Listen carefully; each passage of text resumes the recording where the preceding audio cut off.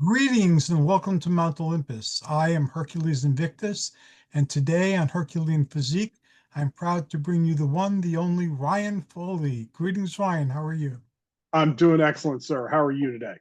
I'm doing fantastic, and I'm looking forward to your presentation today. It was an awesome description you sent me. Well, good, good. Have been looking forward to talking to you as well. Boy, it's things have been really busy, been good, but busy and just had a lot of stuff going on. And I think a lot of times whenever that happens, we can tend to let stuff kind of slip through. And that almost happened to me. But one of the things that I really wanted to talk about I kind of forgot with everything that's been going on. This marks, I'd have to go through and dig into my database to figure out exactly when the actual start date was. But I know it was around about the middle of the month of June, 11 years ago, where I started on my journey, on my fitness journey to go through and reclaim my health and improve my life. And First, I'm sorry, Hercules. The audio caught out of that for me. Say that happy again. anniversary, my friend. That is awesome. Thank you very much. I appreciate that.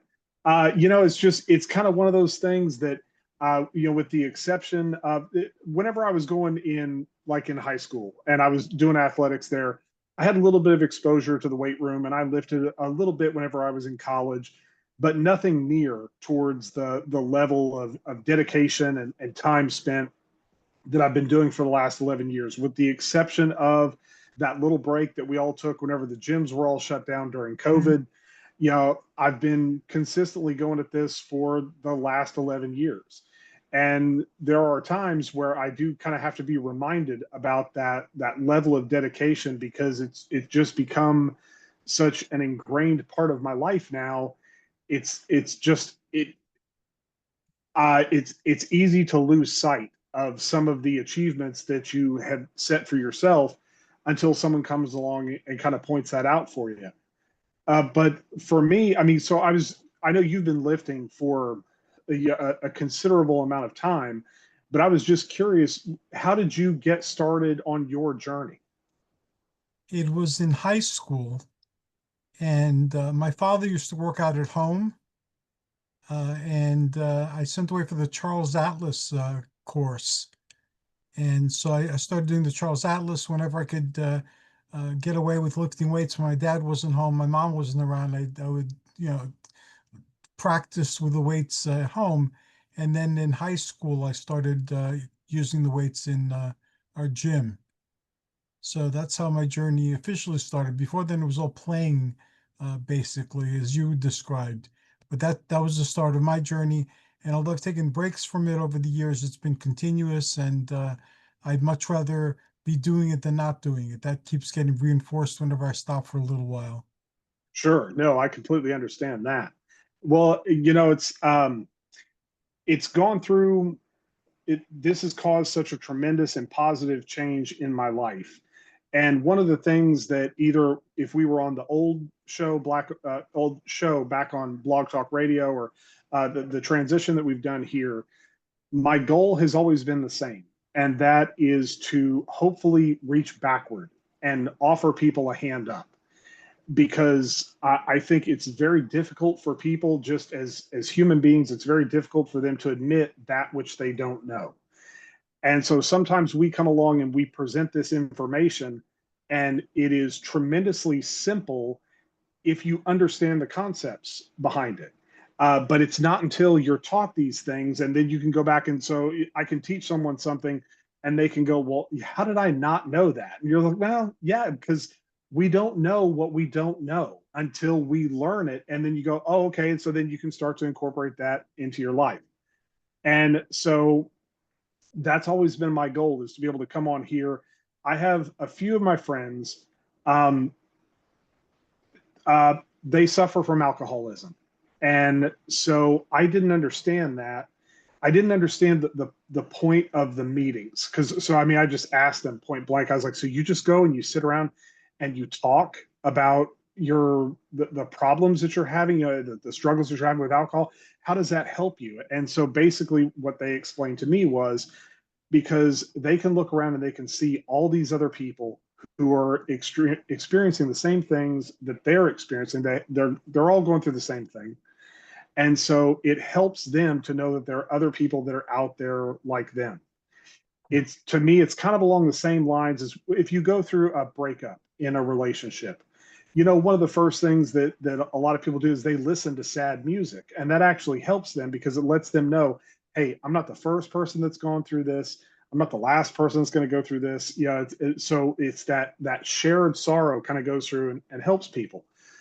So one of the things that I want to talk about before we start to get deeper into the lifting discussion is just to explain. It's, for me, I have to be tremendously honest with people, and I hope that whenever they come along and they listen to this or they watch it, they can come along and they can hear a little bit of themselves in this. And if that's the case, I want to be able to reach backward and help them to make their journey shorter. Because even though I can come along with a big ego and I can say, hey, I've got 11 years worth of experience on you. You're never going to come up and catch me. That's not my mentality, because I know, having been in the gym for the last 11 years, it's one of the hardest things I've ever done. Absolutely the most rewarding thing I've ever done too, but it is extremely difficult. And I want people to have their journey a little bit shortened, maybe a little bit easier, because that journey is going to be hard enough as it is. So what I want to talk about mainly, that I think a lot of people will understand, is the fact that I have an unhealthy relationship with food. I use it when I'm sad. I use it when I'm lonely. And I acknowledge that problem that I have with food. And I just experienced it this weekend to kind of reinforce that, just because my son, God bless him, he's working, you know, he's making his own money. He still lives here with me. But so now he has a little bit of a disposable income, so he can go out and he can get his own snacks. And, you know, so I was staring at that can of Pringles for I don't know how many days. And so the problem is that I don't just want, you know, one or two Pringles. I want, yeah, I want a stack of Pringles. And so the problem with having an addiction with food, and I don't want to use that term, I don't want to lessen what people like true addicts are going through. I don't want to try to steal that word from them. But so I have this problem with food, and sometimes it's best just if that stuff is out of the house, that's going to help go through and keep me where I need to be. But at the same time, you know, so again, I kind of understand what the alcoholics are going through, but it's very difficult for people with food because we have to eat in order to survive. Yeah, so that makes it extremely difficult. So what I have to do is I know I have to keep my hand on the wheel the whole time, because if I stray just a little bit, things can get out of control very quickly. So I'm going to recommend a product, not a name brand or, you know, a specific product or anything like that, but I recently bought something under the advice of my doctor. And I do think that this is a very good thing for people to have, but you have to have a lot of mental fortitude whenever you first buy one of these products.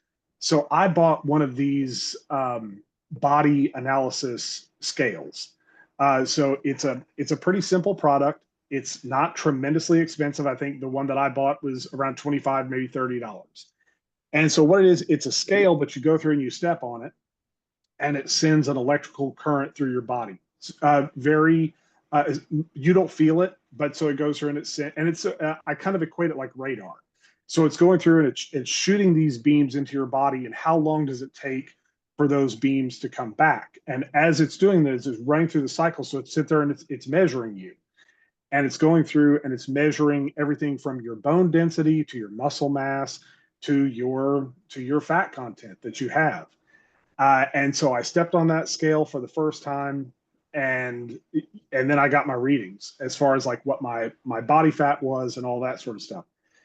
And so that was a little bit of an eye-opening moment for me. But then at the same time, I used that as motivation to go through, okay, so these are my numbers. Now I have to go through and I have to start eating in such a way. So I start eating with what I call eating with intention, where I'm going through and I'm eating things for a specific goal. And so basically what my goal is, what I think everyone makes a mistake whenever they come along and they say, oh, really, I want to lose weight. I'm not certain that you do. I think more what people more want to do is they want to lose fat. Right. So this scale comes along and it tracks and it figures out, hey, you've got about 155 pounds of muscle on your frame. And then I've got about 8 pounds worth of bones, stuff like that. But so that 155 pounds of muscle, that's no small feat. I mean, there's my 11 years worth of work. But unfortunately, I am carrying a little too much. I'm carrying too much body fat. So by going through and studying my diet and figuring out what I need to do, so my goal now is to preserve that 155 pounds worth of muscle that I have, and while eating in a caloric deficit, while maximizing my protein, while still staying under that caloric limit. But then also at the same time, I'm trying to bring in the right amount of fiber and things like that to help keep it where I'm not so hungry all the time. So it's a very fine line where you have to go through and track everything up. So I'm tracking my active calories and my resting calories and how much calories I'm taking in. And in the short time that I have been using this is where the numbers are kind of weird, because really for my age, my height, all that sort of stuff, the doctor told me, she said she doesn't really want to see me get much below 20% body fat. And because if something were to go wrong and I had to go into the hospital, I need a little bit of cushion. They say it's not a 0%. We can't get to that. That is you have to have some level of fat on Right. your body. But so they're saying, 17 would be considered athletic, but in order for me to, while preserving the muscle, preserving the bone, if I was to just lose to get down to a scary, like a single digit amount of body fat, I have to lose a tremendous amount of weight. But so the idea is, so again, for people who don't know, you can't outrun the laws of thermodynamics. So basically, if you are burning more calories than you're taking in, your body kind of starts to panic a little bit and it says, okay, well, we don't have enough energy to fuel all this stuff that we're doing. So then it has two choices. Well, it's either going to choose that thick, ropey muscle, which is tough and doesn't want to do that, or it's going to go through and just grab all that squishy fat. So it's the same reason why you can't spot reduce whenever it comes to your body fat. So it all starts to go away. But so now that I have this scale, now that I know the levels that I'm at, and I'm starting to see, so I'm eating at a deficit, but yet I'm also eating a tremendous amount of protein in order to preserve that muscle. I'm starting to see that body fat percentage start to come down. And so it's going to be a slow process, probably going to take anywhere, it could take up to 30 weeks in order for me to go through and get to the level that I want to get to. But by going through and using that science and using that technology to your best advantage, it's a thing where we can really go through and dial in what we need to do. But I didn't realize what I needed to, because I thought, well, just as long as I'm going through, I'm lifting weights, I'm doing all the stuff that I'm supposed to do, but I wasn't doing the right thing. So here I am 11 years later, and I'm still learning the stuff that I need to do. And so once you think you've got it all figured out, they come along, as Roddy Piper said, just when you think you have all the answers, I change the questions. And so that's kind of what I had to do, was to go through and start asking the changes. How come my body hasn't changed the way I want to, but now I have this mission and I have the technology on my side. And it was daunting to go through and step on that scale for the first time and see those numbers.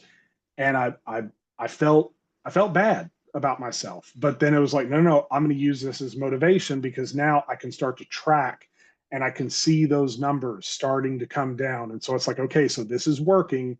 So now just stick with the plan and you'll be okay. And that's one of your strengths. You're very consistent and you're very exact, and you are always experimenting and challenging the processes you're going through. And every now and then you seem to hit a plateau and then you share it. I remember the Phoenix protocols. I remember Fury and Strength. And over the years, I can see the evolution of your ideas and your methods. and through conversation, of course. We've been talking for a really long time. And that is one of your strengths, and I admire you. Thank you very much. I appreciate that. I'm curious, have you ever come across any of these setbacks in your training? And if you have, how do you deal with that? How do you cope with this this idea of not I'm not in competition with anyone else. The only person I'm in competition with is myself. I'm just trying to be a little better than I was yesterday, but there are times where it feels like I'm in the middle of the grind and things aren't happening quite the way I want them to. I'm just curious if you've ever come across something like that, and if so, how did you handle it? I've had many different body shapes, I guess, during my life. I've been very lean. I've been very heavy. Most of my life, I've had the general sword and sandal physique of the actors that played in those Hercules movies, as they call them. Is sometimes more cut and more bulky than other times. But so I know what each of those feels like. Right now, I'm a type 2 diabetic. I've been a type 2 diabetic for a very long time, for decades. And what I have to monitor is my blood sugar. So the only numbers I'm concerned about are like uh, what's the number for my blood first thing in the morning and sometimes later in the afternoon, and then every 3 months when I take a test, what happened there overall in the A1C number. So I like that. It helps me navigate, and I get to see because I'm monitoring the numbers every day. What happens if I do something? So, like yesterday, for instance, um, I was out a lot and doing a lot of things, so I didn't really have time to sit down and eat. So I had those health shakes, like the protein shakes. Sure.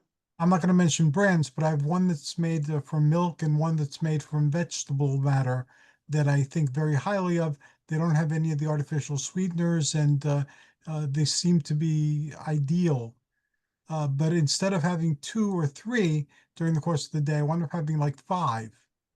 So my blood was high. So even though I didn't have anything sugary, all the lactose and other things that are starchy in these drinks added up at the end of the day. So my wife and I, I told her my numbers and I told her what I think that means and what I'm going to do today so that that doesn't happen tomorrow.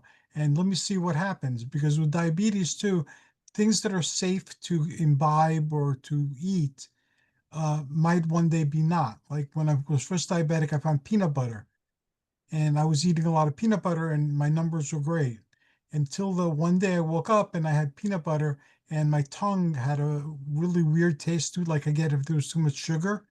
And Okay. then peanut butter, unless I have maybe 2 tablespoons a month, drives my blood sugar up. So it's no longer safe. And that's happened time and again. So you can never get comfortable. It's like continuously being under challenge and you have to respond differently. And when it changes, you don't know what to change. So you have to like experiment with everything on your list and then look at the videos, read reports, talk to people and see what they're doing that you're not doing, then try those things which are hit or miss. But I'm always navigating as well. And I find that, again, just like with the working out, I'm happiest and feel best when I'm working out.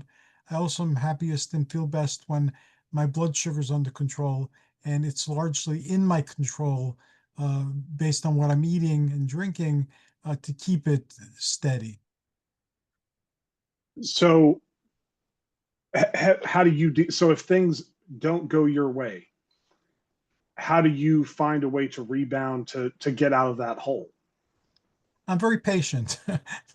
That's one of my strengths. So, like for instance, today I went to occupational therapy, and I have armbands, and these have a story too. I was a big fan of Conan, and Conan wore them. So, based on the Conan story, he was a slave, and then he was freed, and he wore, in some accounts, the slave bracelets as like symbols of his mastery and so forth. So that reminded me that I let circumstances define me, or I define circumstances. So when I put these on in the morning, it reminds me of that. So it's kind of like a reinforcement and affirmation. So I had to show her how I put these on with my Parkinson's, because it's very difficult. It has straps, it has little holes and straps and thin pieces of metal to put through the holes to jiggle. And one of them took me like a minute. The other one took me like 5 or 6 attempts. So each time I failed, I just continued failing until I succeeded. And it took a while. So that's how I am with everything. All of a sudden my blood sugar is high and I can't figure out why. Then okay, now I need to figure out why. What do I cut out for a couple of days to see what happens? What do I have more of for a couple of days to see if it provokes anything? And then eventually the picture becomes clear. So for now, I have a direction to proceed in, and it's supported by the medical tests as well as the blood numbers that I'm taking. And then let's see what happens. And I'm not currently, although I have in the past with great success, looked at caloric intake and limiting caloric intake. That was very successful when I tried it. Right now, I'm looking at how tightly are my clothes fitting me, because it's the long-term fat that seems to bring about diabetes and a lot of other autoimmune diseases. And it's also very difficult to get rid of it. So I'm getting rid of it, but very slowly, because as you said, spot reducing doesn't seem to work, and a lot of other things I tried don't seem to work. So it's like slow and steady. Every now and then I'll add very high protein and very high fat to go through ketosis, which where the body deliberately feeds on this long deposited fat. So that's what I'm doing now, and that seems to be working. My pants are all falling down. So Well, so you brought up an interesting point, and I think this is something that a lot of people are curious about. And the best way I know how to describe it is to look at a defensive squad for professional or college football. Everyone's going to have a different body type depending upon what their role is in that defensive back in the defense. So if you're going to be a big lane clogging lineman, you're going to want to go through and to be as big and as strong as possible. But as conversely, if you're going to be covering wide receivers in the backfield or coming out of the backfield, you're going to want to have as much speed as possible. So it's not really beneficial for them to be carrying around a whole bunch of extra weight due to the strength, because they need speed. So they go through and they adapt their training into different varieties. I remember reading the special forces, whenever they were getting ready to go through and send their team through Hell Week, if they would have gone back for SEAL training, like if they could go back and do it all over again, what would they tell themselves, or what would they tell other trainees? And that it doesn't take a whole lot of strength to go through and pull a trigger. So it's easier to go through it. They would have preferred, because if they're going to have to go through and do these really long runs and you're carrying around a bunch of muscle with you, that muscle is not tremendously functional in a combat situation. So they would have liked to have gone through and dropped a little bit of weight just to make it easier for them to do the running and the swimming. So, but also one of the important things whenever we get to it, and again, in discussing this with my doctor, I brought up professional wrestling just because I'm a fan mhm. of that. And so I was like, well, so there's this guy and he's in the WWE and his name's LA Knight and I really like him. And she was like, oh yeah, my husband watches it. So yeah, I know who you're talking about. And I said, it's to look like him would be absolutely fantastic. And she kind of came along. And okay, now one, it pointed out all the stuff that I already knew. That's his job. He's a professional athlete, and he could be spending anywhere up to thousands of dollars to go through and have the private chef, the private trainers, all this sort of stuff. But so I have to kind of keep that in mind. But I do still think that it's a good goal to shoot for. But the thing that I think a lot of people make a mistake in this day and age, especially in the era of Instagram and social media, all this sort of stuff, the thing that is important to remember is that not everyone who is a bodybuilder wants to be on a competition stage. And so whenever you say bodybuilder, I think most people get the idea of it's these 7-foot shoulders that shrink down to a 4-inch pair of jockey shorts, and it's just muscles on top of muscles like a cartoon character. And yes, there are. If you go through and do a Google image search, you're going to pull up. If you type in bodybuilder, that's what you're going to see, is that very elite group. But then I got to thinking, well, how many people play golf that actually shoot and get anywhere close to par, yet they still consider themselves to be golfers, even though they're not anywhere near a pro level. So that's kind of how I go through and I look at my journey. Yes, I'm a bodybuilder because I am using bodybuilder techniques. I'm using bodybuilding lifestyles, Mhm. but it's more. So I'm going to go through and I'm going to develop my chest. And so what that means is I've got to develop the upper, the middle, and the lower part all equally. So that way we're developing a nice rounded, physique. So that's what we're doing is we're training absolutely everything. But the important thing that I think people forget is that whenever those people step on stage, they are at their absolute least healthiest because they have stripped away as much fat as humanly possible. They're probably dehydrated to a point, and so we're starting to see this with like the Marvel movies and the action heroes, where they'll do the same thing, where they train for a very long time to get down to this very small window, and people are using that as cheats. So they'll go through and they get down to this incredibly lean body fat because they're going through and they're trying to sell you as to be their personal trainer. And then they'll go through and they'll do all these photo shoots where they swap out outfits. But it's all shot within the same 24-hour period. But then they go through and they slowly post these things. So we are under the impression that these people look like this the entire time, and they don't. So No, it's part of that cycle that people are just getting sucked into. And so again, it was so when I jokingly said with my doctor, I said I don't really, I mean, I was kind of serious, but not really. But I mean, so if you came along and you told me, okay, I've got this magic wand and I'm going to go through, I'm going to wave it, and you're going to increase your weight to 285 pounds, but you're going to have 7% body fat. Or I can put you over here and I can put you at 230 and you're going to have about, 40% body fat. I would give me that 285 all day long. Yes, because I'm going to have that lesser body fat. Um, but that is not it's not a healthy lifestyle to be able to go through and do that. And so it, getting to that competition shape, again, what am I getting into competition shape for? I'm not in competition. So it's more about setting these realistic goals as I've been moving forward. And so now again, it is using the science. It's going through to make myself healthier. And so now I have my goal weight that I'm going to attempt to achieve while preserving my muscle mass and shedding the fat. And how is that going to go through and affect my clothes? But exactly like you said, how your clothes are fitting, that's maybe a better indicator than what's going on with just the scale. And that's what I like to tell people. But now here I am going, well, buy this one scale, spend your money, spend this, buy this digital scale, and it'll tell you all the stuff. So it's trying to find that happy medium of this is where I'm going to go and train. Uh, but again,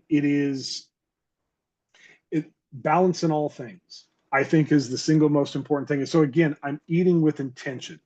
So I'm going through and I'm maybe because so in order to keep my calories low and keep my protein levels high and then keep my in order to keep the fiber high, so I don't have room for much of anything else. But then every once in a while, so a couple times a week, I need to go through and I need to cut loose. And so when I did this past weekend, I went over to my son's house and we broke that grill out and we had just the biggest breakfast you could possibly, with all the different meats and eggs and fantastic pancakes, all that sort of stuff. But it's me sitting with all of my kids, sitting with my daughter-in-law, and we are enjoying life. And so that's the important thing. So food is not, it shouldn't be a punishment. You should be allowed to come along and have fun every once in a while and enjoy yourself. So again, it's balance in all things.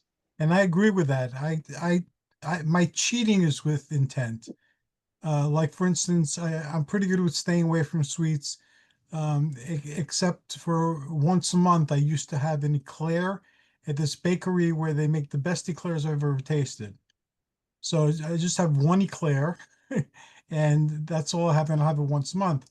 And now I'm not even having it once a month because now I'll ask myself, do I really want the eclair? Or am I just having it because it's a habit for me to eat one eclair a month? And I'm finding that I can go several months without eating an eclair. And then if I really want it, I know that, I can have it. And it's the same thing with a drink every now and then. I'm not a drinker. The only times I drank a lot was when I was a teenager and reckless. But I like to have a drink every now and then. I love chocolate wine. And every now and then I like a Mexican dinner type of margarita or a pina colada or something. But that's very rare too. I usually have the chocolate wine when I have my meetings at home where I discuss different metaphysics, and that's become our official drink. So I have that once a month. And then if we go out to eat in a Mexican restaurant, not all the time, I'll ask myself, do I really want this or not? And a lot of times I won't want the Mexican drink, but if I do, I'll have a pina colada frozen with extra maraschino cherries. So I'm finding that if I cheat with intent, and then it's not something I have to do. It's something that I can ask myself in the moment, do I really want to do this? If the answer is yes, then I'm going to do it without guilt. But if the answer is no, then why do it just to do it? So that's not my big goal to drink different types of drinks. My goal is to keep my blood sugar in a particular range and to be as healthy as I could possibly be. So that trumps the taste of the drink. So if I don't really want it, I don't have it. No, that's smart. So if you decide you don't want to have the drink, do you replace it with something? I mean, what's your alternative? My alternative is to drink cold water with lemon. I like the way that Okay. tastes. So I'll No, just, it's yeah. So I experienced something similar. Um, I don't know why they are considered bad for you, but I know that they are. But so I absolutely love Monster energy drinks. mm, I go through and so I switched off of the full kinds several years ago, just because of the calories and all that sort of stuff. And so now it's more the zero. But in going through it and in studying my diet, so I was going through and I was logging all of my calories. And so I know some people have a hang up about this. I personally don't. I think it depends on how you use it. But I started plugging all of my data into artificial intelligence in order for it to analyze my diet and say, hey, where can I improve? And Chat GPT came back and it said, well, you should probably cut out that Monster Energy drink that you have at work for lunch. And then why don't you go through and you cut those Cheetos down from 1.5 ounces? Let's drop that down to 7.5. And I came back to chat and I was like, man, I really work to get to my lunch break. And that's like my reward that I have. Is there any way where we can go through and maybe not get rid of that? Because that is something that makes me happy throughout the day. And it came back and said, okay, yeah, we can work around that. But I still, that little kernel was there in the back of my head going, what if you could find a way to get rid of this? So my dad, who is, his birthday is February 28th. And he always did this thing where he would go without drinking from January 1st to his birthday just to prove that he could, just to prove that that he wasn't addicted. Um, so what I have found is that with me, I have to find an alternate substitute mm-hmm, to in order to get me away from that. And so it took a little bit of experimenting. And so I know we've talked in the past about using branch chain amino acids. yes. In this case, I am going to do a brand mention.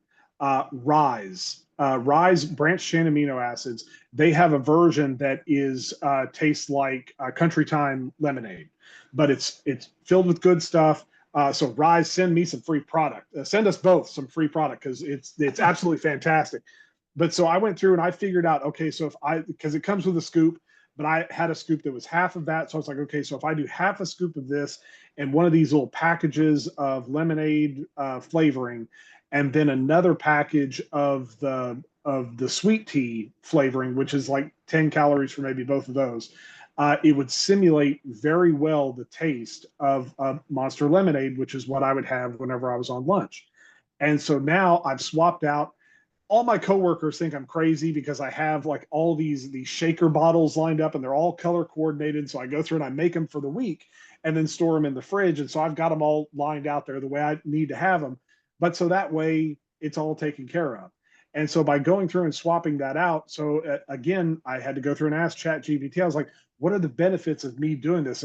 And he broke out the data. He was like, well, okay, so you're not doing this, you're not taking in this chemical, you're not going to experience this, caffeine crash. And he said, and more importantly, you've come along and you've proven that you're not addicted to these things. We just needed to find something different because I wasn't drinking it for the effect, I was drinking it for the taste. So now I found a healthy alternative. And because I am the way I am, I went through and I crunched the numbers and I went, okay, I'm spending a $1.87 for a can of this stuff. But if I go through and I make it myself, now I'm only spending 87 cents. And so I'm Hmm. making so much more fat money by going through and making them myself. But so it's just going through and finding these little changes that I've been able to do that have gone through and improved my life. And so I think that's where it all comes back to just going through and making these right choices. And it's like you said, I mean, it's with intention. And sometimes that intention is, hey, I would just like to have a cheat day right here where I could go through and refuel my battery. So that way I can tamp all the rest of those, tastes down. And so that way I don't go through and binge on an entire stack of Pringles whenever I have an opportunity to. And I found over the years that sometimes having a cheat day is exactly what you need.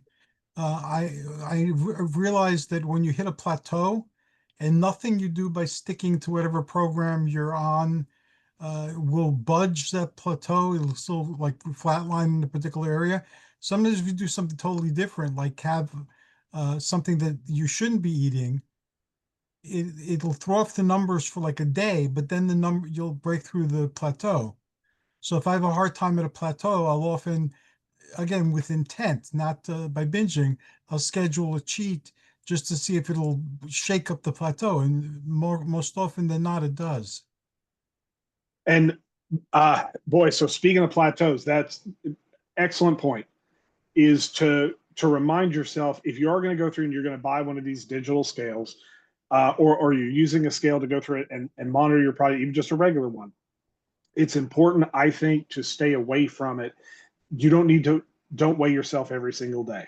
I think that for me, it did more mental damage to go through and to go through and measure it every single day because I felt like then I was gripping the wheel way too tightly. Whereas I just had to have faith that what I was doing was, it's like the numbers will work out. I have to remind myself, you cannot outrun thermodynamics. It will work for you, but it may not work in the schedule that you're expecting. And so Right. what I found is that by monitoring my weight too closely, I tend to yo-yo in the matter of anywhere from 3 to 4 pounds in the span of a day. My weight can fluctuate up and down. So when I went and again hit 255 and went, oh my God, what am I doing wrong? Everything is it's all terrible. And then I went back and weighed the next day and I was down to 252.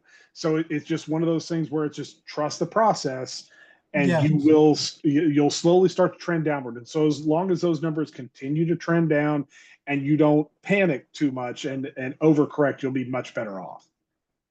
I'm going to retreat a little back to something you had said earlier about calling yourself a bodybuilder. I've been wrestling with that too, because people do have that idea, and I had to explain, no, I never aimed for that. I've never had that physique. I don't want to have that, particular physique that you're describing. So I've tried weightlifter, which is kind of generic. You could be anything, a bodybuilder, a power lifter, an Olympic lifter, whatever. And I've also gone back to the original term, which is physical culture. So I'll say I'm a physical culturist. And they'll ask what that is. And it's like, well, the ancients had their athletic statues. Well, there was a period of time in Europe and in the Americas and further afield that people wanted to look like those statues. So that's what physical culture is. That's where they get it. And I think that's an excellent point because whenever we put the wrong labels on things. I mean, if we were to go through now, I hope that this story is true, and I believe that it is. But apparently, Edgar Allan Poe, whenever I say his name, I think most people can conjure up this image of him as this sickly, thin, gothic looking individual. And apparently, it was a slander campaign posed by one of his rivals. And so now that's what we consider him to look like, when in truth, he had a tremendous physique, and he was actually quite intimidating physically. And so that's kind of like one of those stories where it's like, man, the press got a hold of him, and now that's what we consider. Whenever Right. you say a philosophy major, I think the first thing that comes to people's minds, especially like in ancient Greece, is they're expecting these little spindly guys wearing togas, that are walking around carrying an armful of scrolls and talking about things. But whereas in ancient Greece, they were known for being wrestlers and soldiers, and so it was important to them to be able to go through and train their bodies in such a way so that way, whenever you didn't want the body to fail the mind. And so let's go through and let's continue to exercise. So again, it's these universal truths that people have found where, hey, if we go through and if the body is strong, the mind will be strong as well. So it's that balance of, yes, I want to go through and I want to flex my mind, but I also want to be able to flex my body too.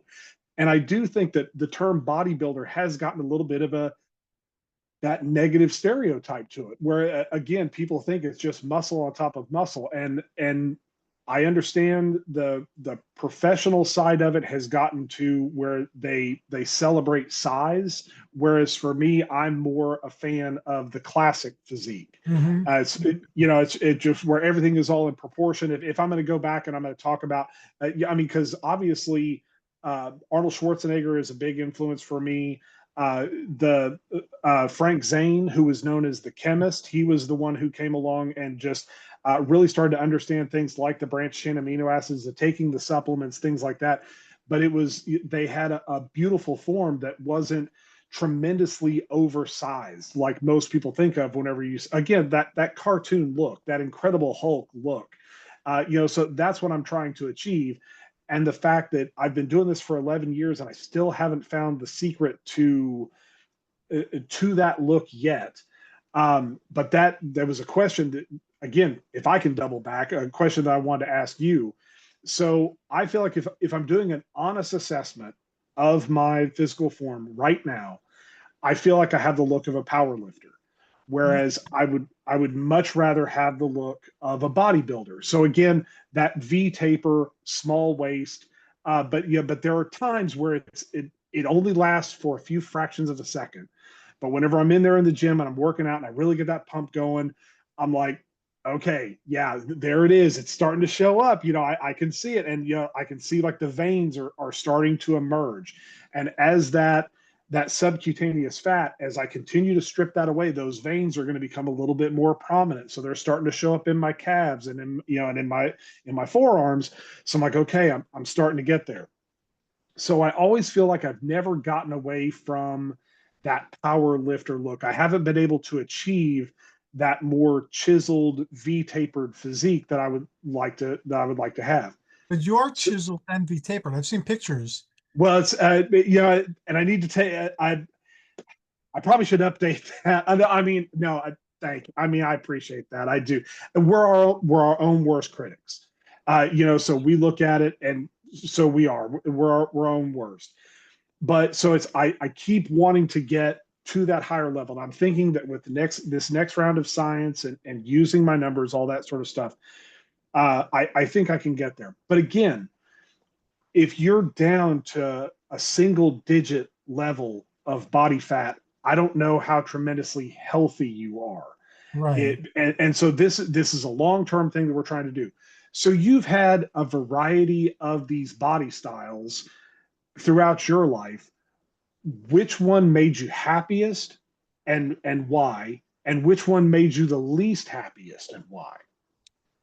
The happiest is the physical culture physique of and the early Greek statues of heroes' physique, especially Hercules. That I've embodied on occasion. Whenever I've embodied that, I felt better about myself and the world and everything. So that ties in very directly to my happiness because I'm embodying and expressing my ideal. And even when I wasn't in that great shape and I started to get older, I think I've shared, people call out, "Hey, Hercules," and they didn't know who I was. They later confess when they see me but they just yelled that out because I looked the part. And, so that felt good. And at least I'm embodying and expressing it to the degree that I'm able to now. The least happiest I've been is when I've been heavy. Okay. And that was usually in times in my life where I was working many jobs. So there were times in my life where I was working a full-time job, one or two part-time jobs, and going to school. So there wasn't really a lot of time to eat properly and exercise properly. Everything was pretty much catch as catch can and on the go. I didn't get enough sleep. So those times I gained a lot of weight. I think the heaviest I ever was 300 pounds. So that's when I'm least happy. Lean was okay, but I didn't like being lean. I didn't feel muscular enough. Okay. Okay. So there's the fear that I have is that because in going through and tracking, okay, so if I'm able to go through and lose X amount of this body fat, and so like right now, okay, so again, cards on the table. I took my hand off the wheel around towards the end of Thanksgiving, and so before that, I was at 248, and that was probably some of the lowest that I had been in a little while. Took my hand off the wheel, emotionally was just having issues. Used food as a comfort, and so I gained a little bit of that weight back. Went back to the doctor. Went, oh man, okay, this is it's getting kind of high. It's time to get things back under control again, and I have been, and so it's been that slow, steady march. So right now, I have to lose. I want to get under 250, so it's 2 more pounds to go. So in theory, I could do that in another week. That's entirely possible. If I can get under 5 pounds, if I can lose another 5 pounds, and again, hopefully losing fat, then I will be back to where I was before I let my hand off the wheel.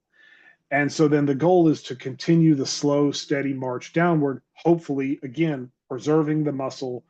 Not a whole lot you can do about your bones. They're going to weigh is what they're going to weigh. Your organs, there's not a whole lot you can do about that.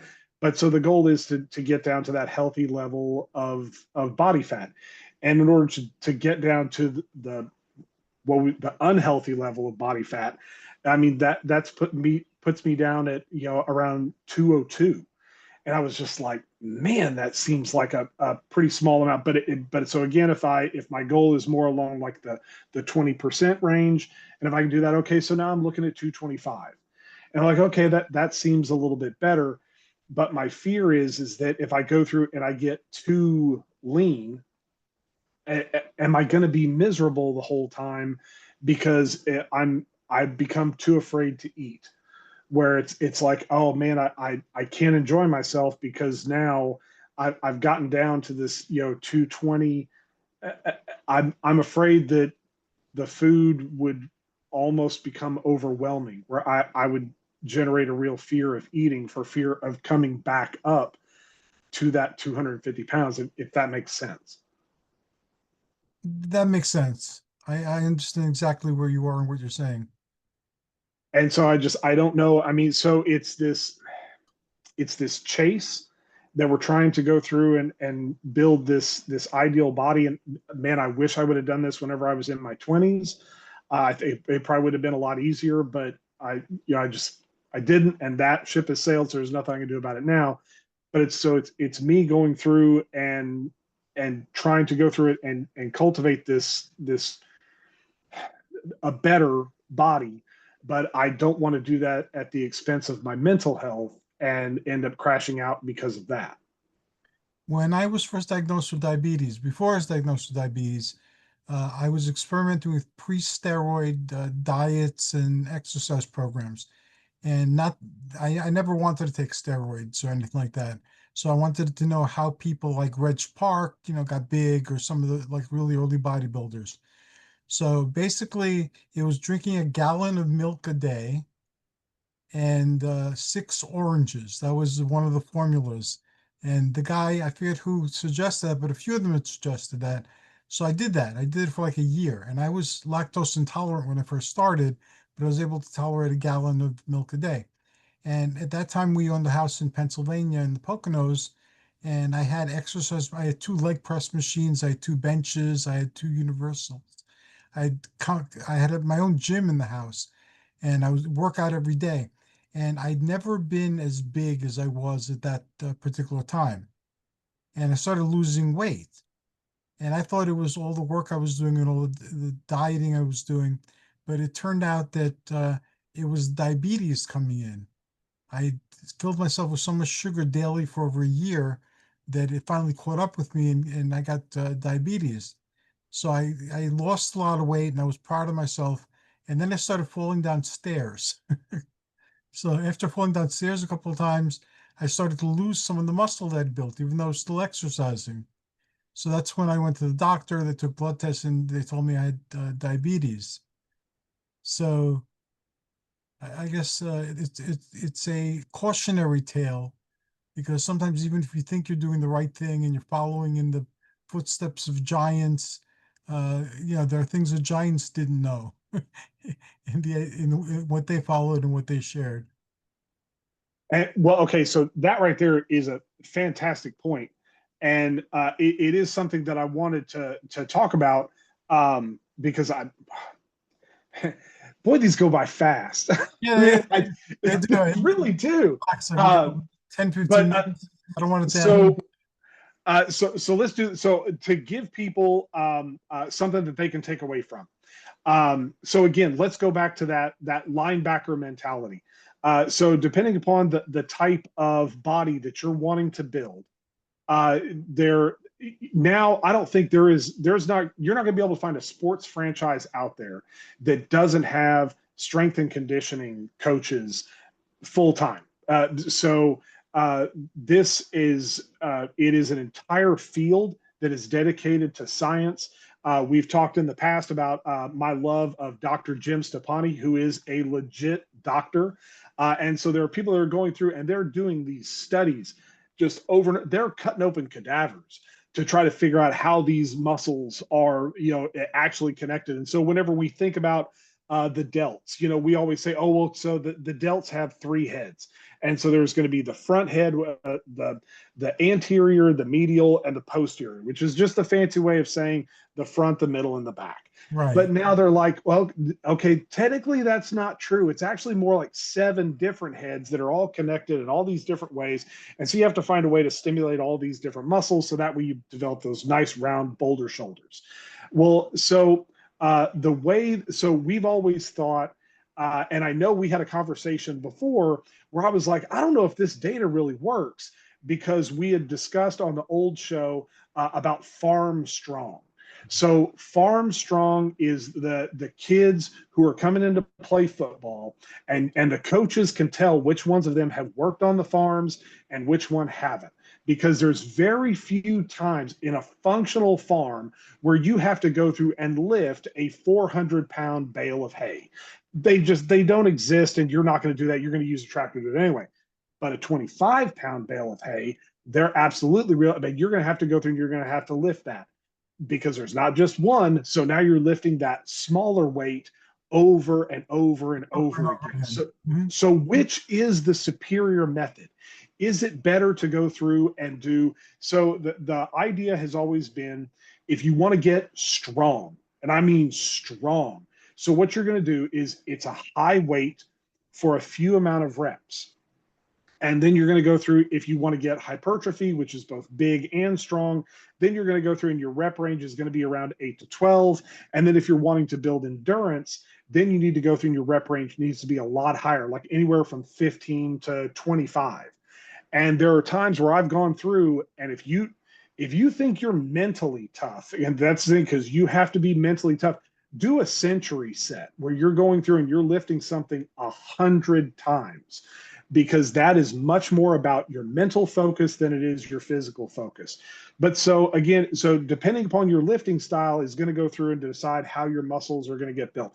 That's what they've been saying. But for the last 15 years, there have been a lot of studies that have been done. And I wrote this down because I want to make sure I get this right. Stuart Phillips, he is the professor in the Department of Kinesiology at McMaster's University, and he's considered to be one of the best protein researchers in the world.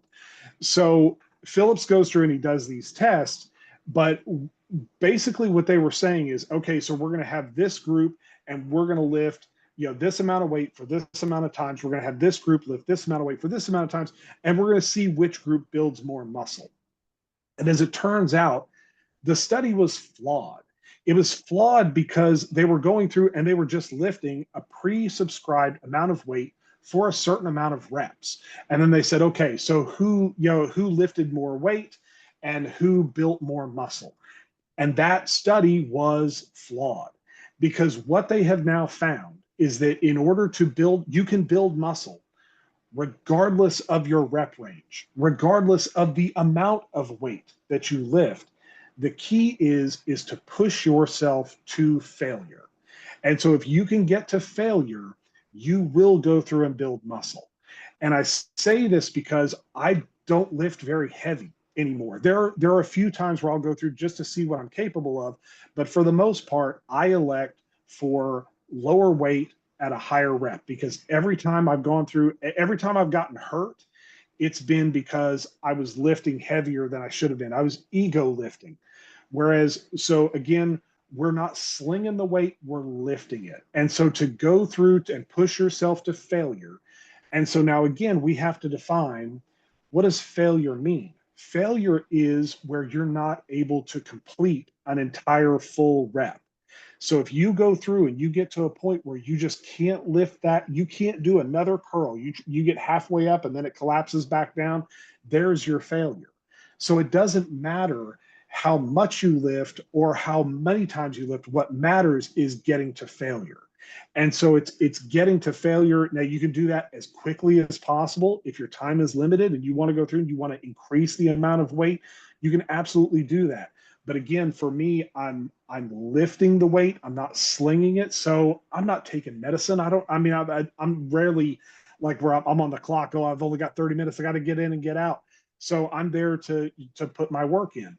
So the key to that is, if you want to be successful in a program, you need to find something that you love to do.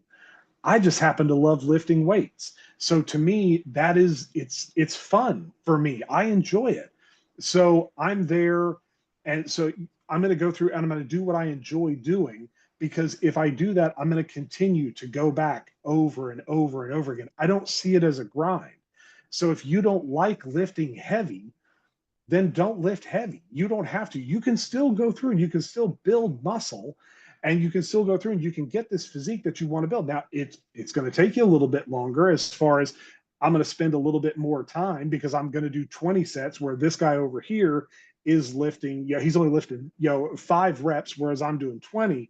But so if you want to go through and build muscle, this new, so intensity trumps volume is basically what they're saying. And so if you're going through and you're lifting to the absolute maximum of your ability, that's where you're going to start to see that muscle growth. So however you want to get there, and you can do that by pre-exhausting the muscle, you can do it by doing supersets, however you feel you need to do it, you can.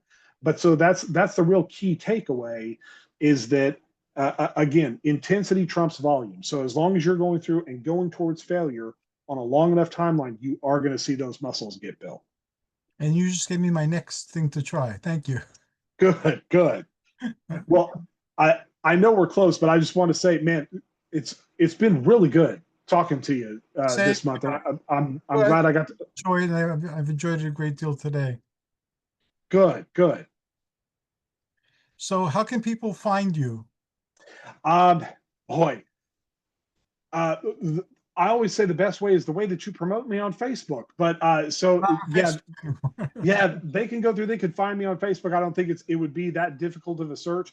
I'm still trying to navigate how we're doing all this through YouTube. I mean, you're the one doing the lion's share of all this, but so the best way would be to go through and find me on Facebook, and then also you can do a search for Ryan Foley on Amazon.com, and you'll go through and you'll find my collection of graphic novels and prose novels that I've been publishing for the last couple of years now, and you can find me on there.